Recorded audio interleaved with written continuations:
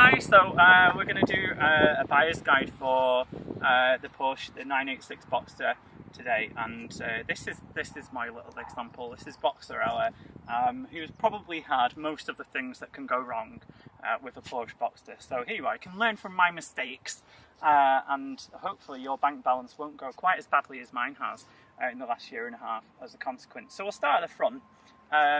Porsche Classic do these really nice little number plate surrounds now for about 15 quid for the actually each, I think.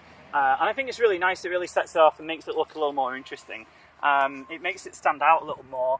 There's loads of non-original things that people fit on Boxsters, partly because it's quite low value and they attract probably the wrong kind of owner, because they're still not at that stage where the values have ascended, like say the old 911s and the 912s have. They'll probably get there at some stage. So in the meantime, watch out for sort of dodgy optional things that people don't look as good, I think. Other things to watch out, really obviously, bumps. It's a very globular and roundy car. It should, in theory, be really easy to park, but you see a lot of them that have had accident damage and bumps and things. Obviously, you've got big plastic bumpers to each end, but if you find bits of rust anywhere around it, so for instance around the wheel arches or things like that, it might be the sign of a bodged or bad repair. One of the things that's a real weak point on these, down here where the front bumper is, this is an old 2.5, so this is a really early version of the Boxster. Later the bumpers were slightly different, and if you got the aero kit, they were even more different, but most people didn't want to pay £3,000 or £4,000 for the aero kit, which didn't actually look that good. These fade and go a bit discoloured over time, but crucially, more than that, you've got the little radiators inside there. Water gets into those, and those can be awfully expensive to get right if someone's driven through really heavy water, which sometimes happens in the UK because we don't have the most clement weather, okay? So if you're watching this anywhere where you get a lot of rain, keep an eye out for that, because that's an expensive fit, one on each side. I've not had that problem so far. Yay! A problem I haven't had. Yay! Thank you. Appreciate that. People nicking badges, I found is a problem. They've had 2 off my wheels. So let's see how long it takes for the others. Incidentally, if there's one missing off the back, the boot, they always seem to be missing that when they've had accident damage. That may be a clue that something dodgy has gone on. So keep an eye out for if it's missing the Boxster script at the back, or if it's got the S in the wrong place, because someone in the past wanted it to look like an S, but wasn't really an S. Nuh-uh. So keep an eye out for that, because it isn't in the right place. It's horrid. Okay. Well, same for recoloured ones, like in a different colour or whatever. Just don't bother. It looks nice in script and in chrome. The way that Porsche had it, it looked lovely. They did it really well. I suggest keep it as standard as possible. Other big common problem that you get on these, this horrid discoloration to the plastics. Whether it's the UV or the heat from that emanates from the light, that's a real nuisance. That can end up, if you really want to keep that perfect, and you can see these have discoloured now. These weren't that bad when I got it, but this is a daily driver, and I've taken this car from 80,000 miles up to 93,000 miles in the last year and a half. It's showing signs of having 93,000 miles on. This as well discolours. I mean, you can see the difference between the 2 different oranges now. This was a new part. This is from Bosch, and just this little reflector, this triangle, cost me £72. It would have been about 20 quid more. Yeah, I know.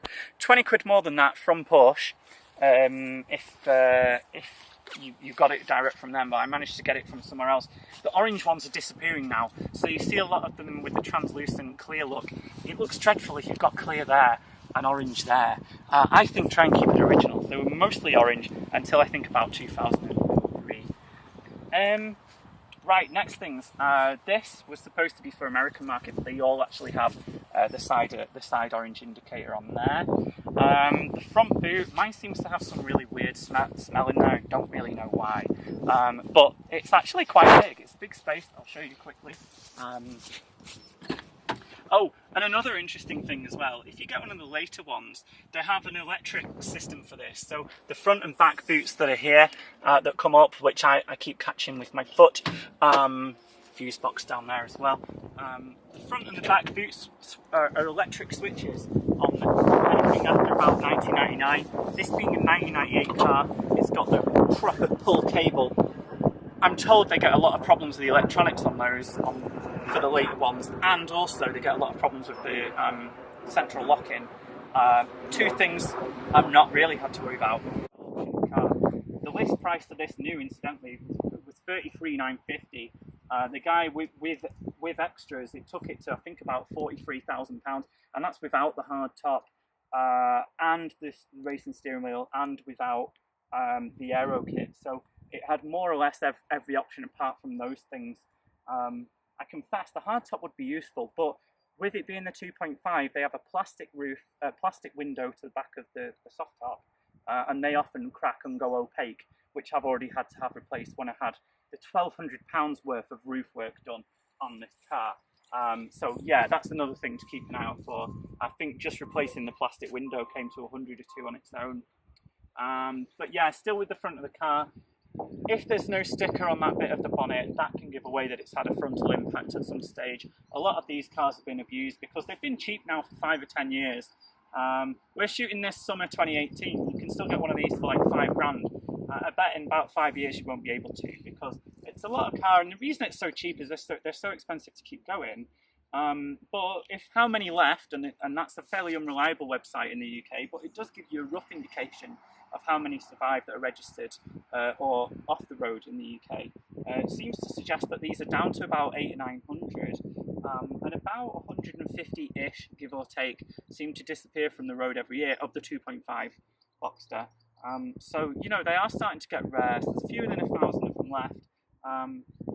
You know, the ones that are out there that are on the edge of scrap yards, or they're floating around for 2 or 3 grand, they've got some big problems. Mine's got a fairly unusual problem in that the windscreen is starting to delaminate, as with some old cars. That's not ideal, but that doesn't happen that much. Right, staying with the front, you want to make sure you've got good tyres on here. We've got sport contacts, but they're really worn, so that's going to be the next thing to sort. Brake discs at the front, they can be quite pricey. I probably need to sort out one at the back. This one had a lot of remedial work done to suspension, and I think it shows because the handling of this car is absolutely amazing. This is, you know, I think I drove about 7 or 8 different Boxsters before I bought this, including nearly new ones. And I just found this one so lovely to drive. It wasn't the quickest, but it sounded so fruity. It was just a really frenetic and energetic little car. Really fun to drive. I really didn't want one in silver actually, but it was just so fun to drive. I was like, yeah, this will do nicely. But then it had been left for quite a while, so I picked it up, having not been used for a bit. He'd used it previously as a commuter car, and then I've started pressing it into commuting use on a day-to-day basis. If you're going to do that with one of these, I'd suggest make sure that it all works properly first, because I didn't, and it did take quite, 8 months to get it working. Could have had a baby in the amount of time it took to get this thing working. But then, you know, these are an ongoing project. It's a 20-year-old car. It's firmly, I would say, a classic car now. And when it was new, you know, it was supposed to emulate the kind of cars that Porsche did in the 50s and maybe the early 60s. And, you know, I think it's aged quite well as a design. People very often don't think it's as old as the 1998 R plate that's on it. Okay, other things, right. Next thing you need to think about is the seals around here. These rubbers can go brittle. As you can see, this one's just sort of starting to come apart there. With that happening, water can often trickle its way through, particularly does it around here, where this pillar is. You've got all these gubbins here. Down underneath the passenger seat, got my phone there with an avocado on it, get that out of the way. Now, under the passenger seat, you've got the actual, the ECU, sort of the central brains of this car. There's loads of complex and not particularly clever electronics in this. You can see the carpets were from Hartech. That's a specialist over in Bolton. Oh, thank you, you tied it up for me. Still in my drink. Oh, thanks. Yeah, so this was a car from the specialist. That's where the guy bought it from back in, it was about 10, 15 years ago that he bought it, and now I've obviously bought it from that long-term owner. But going back to the under the seat, so your actual ECU is under here, and you can see it, those chips and things, it can get wet. So be careful that you don't do what I did, and spill a cup of tea in the car, which then goes on it. That can cause loads of problems. It did dry out and it was fine. So I got away lucky, but that could have been a pricey replacement. The more common problem with that is that people they have the water ingress in, especially here in the UK, you get a lot of rain. If that gets down there, you can tell because there'll be damp on this section of carpet behind the seat, or even in the passenger footwell. I mean, that's common to a lot of convertibles, but Boxsters do suffer quite badly from having those electronic bits under the passenger seat.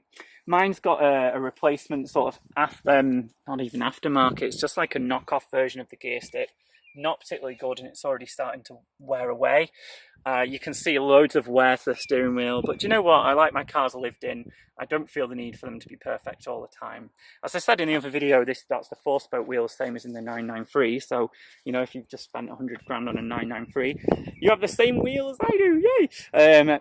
The interior on this one with the extended leather really sets it off, and I think it changes the whole look and the feel of the car. It does make it feel more special than the basic plastic ones. It makes it feel like it was something that cost 40-odd thousand pounds at a time when an MX-5 cost 15,000 pounds. So you're not awfully far off 3 MX-5s that this cost back in 1998. So this was a really expensive car.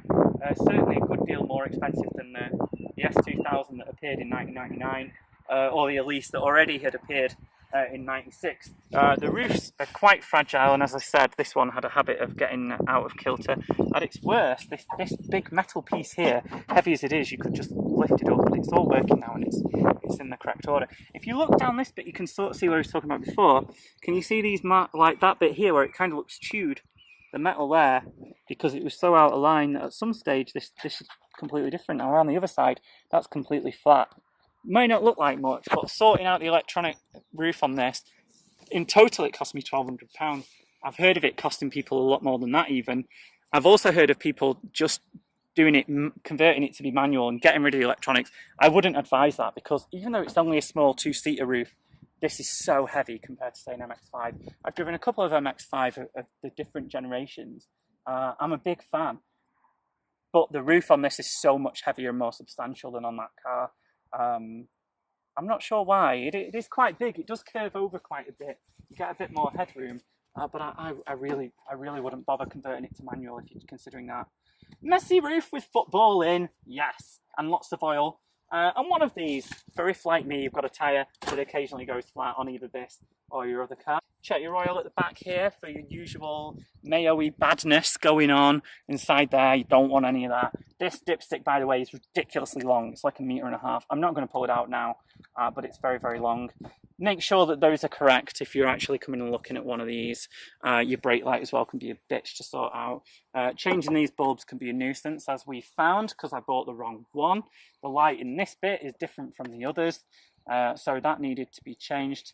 But you know, it disassembles quite easy, and you're meant to have a different tool for the front light for these and the 996, which obviously the front half of the 996, so that's the late 90s, to 2005-ish 911 are identical, just the front bit, at least visually. And those lights, it's got this little, like, how to describe, like a little funny tool to get into it. And yet, for some weird reason, didn't need that on mine, so that's cool. The carpets, as on all Porsches, don't fit very well. Even when I looked at 1980s Porsches, which, you know, they're obviously a good 10, 15 years different apart from this, and their carpets didn't fit awfully well either. They have these kind of funny little clips that keep stuff on. Plastics in those can go a little brittle and break as well, by the way. Right. So what's left for us to talk about? We've talked about suspension and brakes on the wheels. Oh yeah, keep an eye out for the exhaust. That can be quite pricey if that's corroded. The S gets a different setup where it's kind of got two different ones here, whereas on the ordinary ones you just get the one pipe. It does sound very, very good. There we are. And you know, the 6 should sound smooth like that, quite throaty. So different from the 996, which gets you 5 gauges and it's laid out slightly differently. With those you get your gauges at the side here and here. So mostly the same information, but it gives you, what does it give you, the oil temperature or something? Something extra to this. With this you get it laid out with only 3 dials. I quite like that this one's got the silver background Probably about 80 or 90% of the Boxsters have the black background. Some of the remainders have dials to body colour, which I believe is like a £150 option. I think that it was the same for that one, to have it in silver. If you find one and you think it's in good condition, it drives well, and there's no sort of dodgy engine warning lights going on, I'd say take the plunge, because it's a lovely car to get. Not much more money to buy than say the equivalent MX-5 or an MR2, but be wary of repair bills. I would say don't go over a really low mileage car in preference to one that's higher mileage, that's had a lot of specialist or franchise work, simply because, you know, the 30 to 60,000 miles seems to be predominantly the range that they get the IMS problem. The IMS problem is a big deal, especially on the 2.7 or the later cars. This being a 2.5, the stats I've heard, and I'm not sure how reliable it is, there's only about 1% of these get the IMS problem, but about 8% of the later cars get the problem, so the likelihood is definitely there, and it's a big several £1,000 bill. If you find a car that's had the work done, or that they sorted that out, you know, at some other stage, then it's not such a big problem. I think it kind of looks like a squatting frog. So with that, I shall leave you, and good luck. If you subscribe, I'll be your friend. Ciao!